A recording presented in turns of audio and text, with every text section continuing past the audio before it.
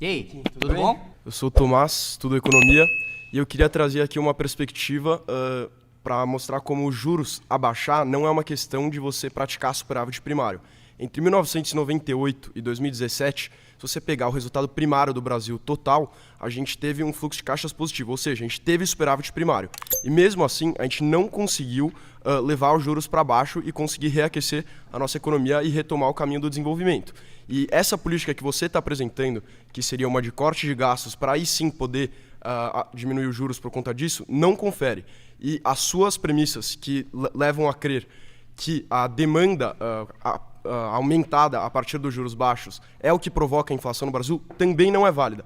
Recentemente saiu um estudo do SWERF que mostra que a taxa de juros, cada ponto percentual diminuído tem um impacto de apenas 0,15% na inflação, isso no Brasil hoje. Porque as premissas que guiavam a macroeconomia antigamente não guiam ela mais hoje em dia. A gente teve vários exemplos que aconteceram ao longo das últimas décadas que não comprovam o que você está dizendo. Tá, eu concordo que superávit não necessariamente gera redução de dívida, então a gente não tem discordância nisso. O que eu defendo é o seguinte, é a capacidade de pagamento futuro. Por quê? Não existe nenhum país, nem desenvolvido, nem em desenvolvimento, que tenha um orçamento tão engessado contra a gente. Cada R$10 do orçamento público, para você ter uma noção, o presidente da República decide onde ele vai gastar um. Sim. Então, assim, não existe orçamento tão engessado quanto o nosso. Então, a questão... E veja, eu estava recentemente no Japão. O Japão é um dos maiores exemplos de dívida enorme e juro baixíssimo. Chega a ser negativo, a pessoa pega empréstimo de dinheiro no Japão e vai investir na Europa, nos Estados Unidos, até no Brasil.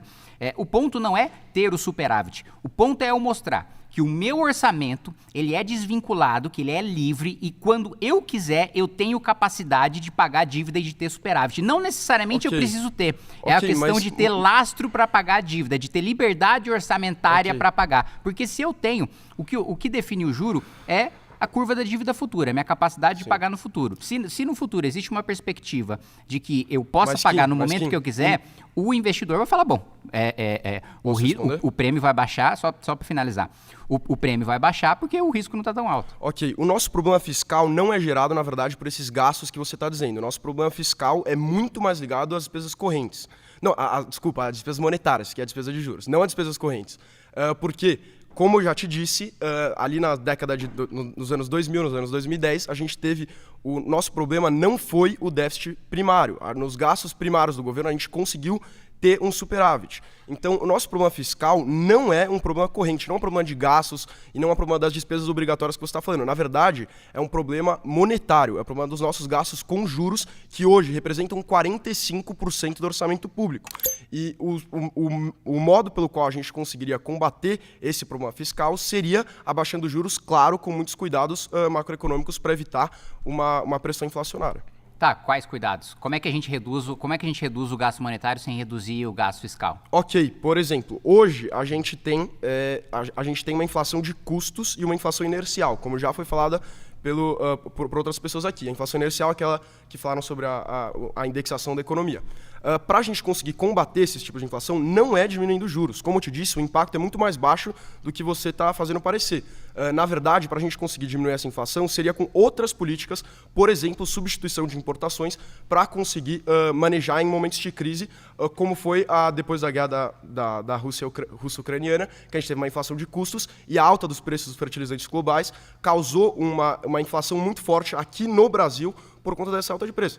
Então, essa inflação de custos não é combatida com você sufocar a demanda agregada da economia. Sim, mas eu não estou falando de inflação. Eu estou falando de gasto público. Eu estou falando de gasto público corrente. Okay, eu já te e como a gente baixa o monetário sem baixar o fiscal. Porque assim, mas nenhum país... Então, você concorda comigo que o nosso problema fiscal é oriundo de despesas monetárias...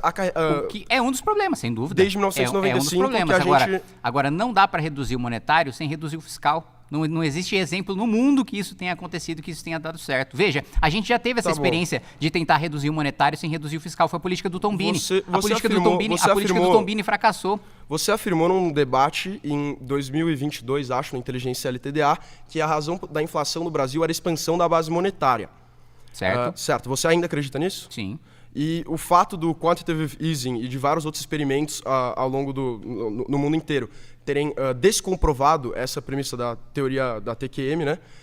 Você não mudou de opinião depois disso? Depois do Japão ter expandido sua base monetária em 548%, do Reino Unido em mais de 1000%, os Estados Unidos em mais de 800%, inclusive na crise de 2008. É engraçado que quando é para resgatar o mercado financeiro, vocês são a favor...